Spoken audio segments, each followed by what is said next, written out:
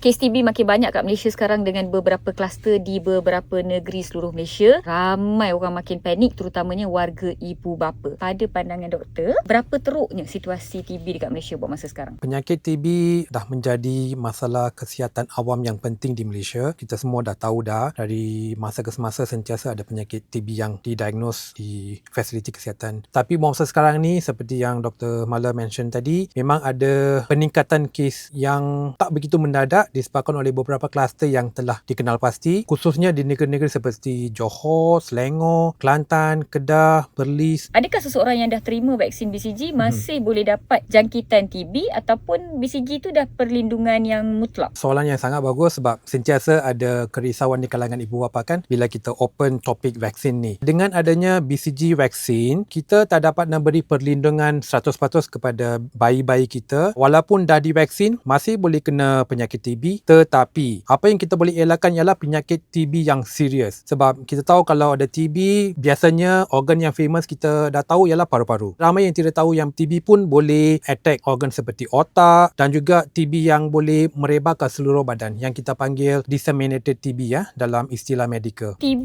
ni bermaksud batuk yang teruk kan doktor? Kalau ibu bapa, macam mana diorang nak bezakan batuk di kalangan kanak-kanak yang disebabkan oleh TB dan batuk yang biasa? Macam mana nak bezakan doktor? Salah satu faktor penting yang kita kena consider bila kita nak bezakan batuk yang berkaitan dengan TB dan juga batuk yang berkaitan dengan kuman biasa, tempoh batuk dia. Biasanya batuk yang disebabkan oleh TB jadi berpanjangan, tak kurang daripada 2 hingga 3 minggu. Manakala batuk yang disebabkan oleh kuman-kuman biasa kan, tak lebih daripada 1 hingga 2 minggu. Dari situ kita dah tahu dah, kalau katakan anak kita tengah batuk dalam seminggu 2 minggu dah settle, yang itu kita boleh reassure diri kita yang mungkin infection biasa je. Tapi once batuk yang sama jadi makin berpanjangan lebih daripada 2 hingga 3 minggu, pada masa yang sama batuk tu jadi makin teruk. Yang itu kita kena careful sebab kemungkinan ada yang boleh jadi TB. Yang itu perlukan consultation dengan doktor dan kita buat ujian saringan yang sepatutnya. Kalau batuk dah melebihi 2 atau 3 minggu dan batuk tu semakin meneruk, tu patutnya menjadi alam ataupun warning sign kepada ibu bapa yang mungkin ataupun memang perlukan pemeriksaan dan juga konsultasi daripada doktor yang berdaftar dan bertauliah, kalau boleh daripada doktor pakar pediatrik. Ada tak perbezaan di antara jangkitan TB di kalangan kanak-kanak dan juga jangkitan TB di kalangan orang dewasa? Ada beberapa perbezaan yang ketara sangat. Salah satunya bila kita bincang pasal TB di kalangan kanak-kanak kan, jarang betul TB paru-paru tu jadi smear positif. Apa yang kita panggil bila kita check kahar tu kan, kita boleh detect kuman TB tu. Itu salah satu perbezaan yang ketara. Bila dah jadi, kanak-kanak jarang merebakkan kuman TB tu kepada individu yang lain. Tadi doktor kata akan buat ujian kahak dan tengok dia smear positif atau negatif. Itu salah satu ujian untuk jangkitan TB. Apa lagi ujian-ujian lain yang biasanya doktor akan buat jika doktor suspek seseorang kanak-kanak ni ada jangkitan TB? Sebelum kita bincang pasal siapa yang kena disaringkan, kita kena bincang pasal apa kriteria untuk disaring. Salah satu kriteria yang penting ialah bila ada kontak rapat. TB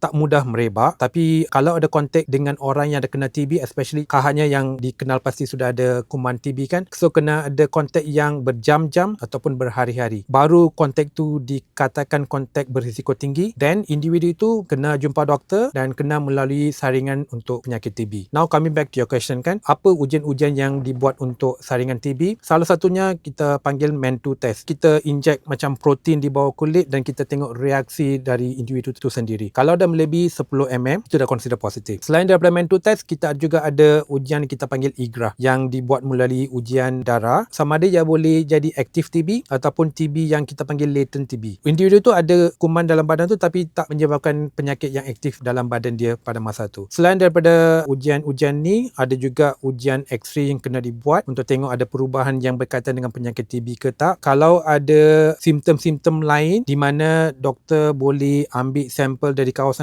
tertentu, sampel-sampel dari badan tu pun boleh dihantar untuk culture TB. Jadi kalau saya boleh rumuskan, antara ujian yang perlu dibuat kalau seseorang itu disyaki mempunyai jangkitan TB adalah ujian kahak, ujian bawah kulit MEN2 test, ujian darah, ujian X-ray dan juga ujian sampel tisu ataupun mungkin biopsi lah daripada bengkak kelenjar lymph node ataupun bahagian-bahagian lain yang mana doktor boleh ambil sampel, hantar ke makmal, tengok bawah mikroskop, tengok ada kuman TB ataupun tidak. Dari situ baru doktor boleh diagnose sama ada pesakit tersebut ada ada jangkitan TB ataupun tidak. Kita tahu kalau dewasa, kalau diorang dah didiagnose dengan TB, kena makan ubat makan dengan pil yang besar-besar berwarna-warni, kena makan dekat klinik kesihatan juga, depan nurse juga. Betul. Untuk 6 bulan, 9 bulan, 1 tahun macam tu, nama dia DOTS. Kalau kanak-kanak macam mana rawatan dia, doktor? Prinsip yang sama juga di-apply. Kanak-kanak pun melibatkan ubat yang kena dimakan. Ada 4 jenis ubat yang kena dimakan untuk tempoh sekurang-kurangnya 6 bulan. Itu pun TB yang straightforward yang melibatkan paru-paru. Tapi kalau kita bincang pasal TB yang melibatkan otak, tempoh rawatannya boleh jadi lebih lama. Ada yang sampai setahun ambil ubat TB. Adakah dia masih ubat tablet, ubat makan? Untuk budak-budak kita ada ubat sirap. Dosnya ikut dia punya berat badan individu tu sendirilah. Sebab kalau kita bincang pasal rawatan TB untuk dewasa, dia dalam bentuk pil kan, dosnya ditetapkan pada dos-dos yang tertentu. Tapi untuk budak-budak kita kena ikut berat badan dia. Dos tu akan jadi berbeza-beza. Bila dalam tempoh rawatan untuk TB, macam Dr. Mala cakap tadi kan, ada yang kena diwajibkan hadir ke klinik kesihatan, ambil ubat tu di depan pegawai kesihatan dan kita akan provide satu buku tertentu. Pegawai kesihatan tu akan tick. Kalau katakan individu tertentu dah terlepas makan ubat tempoh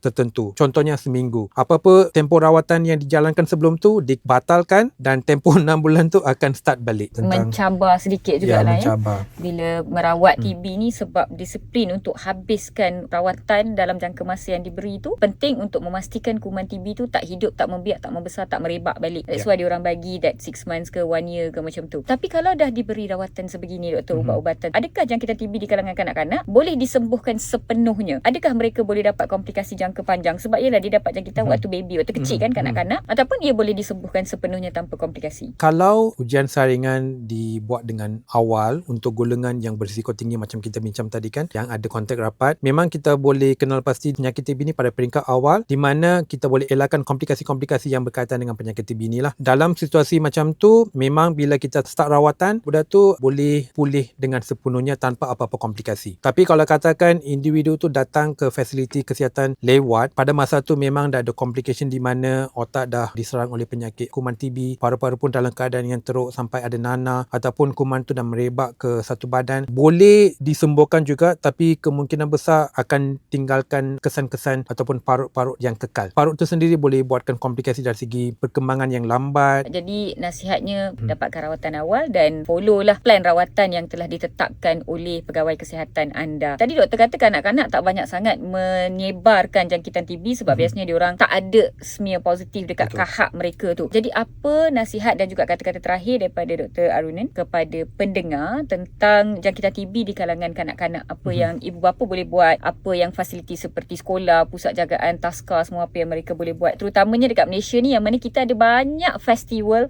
banyak perayaan, banyak gathering, banyak public holiday dan juga banyak pusat-pusat permainan, water park dan sebagainya. Apa nasihat doktor? Apa yang saya ingin menekankan dekat sini, golongan kanak-kanak, especially bayi dengan budak-budak di bawah 5 tahun, dianggap golongan yang berisiko sangat tinggi sebab sistem pertahanan badan dia belum cukup matang seperti orang dewasa. Once budak-budak dah kena TB, kita kena bawa anak-anak kita ke fasiliti kesihatan pada peringkat yang awal supaya diagnosis boleh dibuat pada peringkat yang awal, dan bila dah complete treatment tu, diorang boleh sembuh dengan sepenuhnya. Penularan TB dekat sekolah dengan taska sebenarnya rendah, namun langkah-langkah penjagaan masih kena diambil. Kalau nak hadir ke kawasan-kawasan yang ramai orang, especially pada tempoh sekarang ni sebab ada banyak kluster, saya menyarankan untuk pakai mask, buka bila perlu macam masa makan di khalayak ramai, cuci tangan selalu, dan kalau ada simptom-simptom yang dah muncul, jumpalah doktor supaya rawatan tu boleh dimulakan pada peringkat awal. Terima kasih banyak doktor kerana berkongsi topik jangkitan TB di kalangan kanak-kanak yang sekarang menjadi topik hangat di kalangan rakyat Malaysia. Kepada semua warga ibu bapa, cikgu, makcik, pakcik, atuk nenek di luar sana, jaga-jaga dengan kanak-kanak anda. Kalau ada simptom batuk yang semakin meneruk selepas 2 hingga 3 minggu, bawalah ke doktor ataupun hospital klinik berdekatan dengan anda untuk saringan awal dan juga diagnosis yang tepat. Saya Dr. Arunan Perisami, pakar perunding kanak-kanak yang sedang berkhidmat di Columbia Shaw Hospital, Bukit Jalil. Perbincangan berbentuk kesihatan ini dibawakan khas untuk pengetahuan serta kesedaran anda semua oleh Columbia Asia Hospital, Bukit Jalil.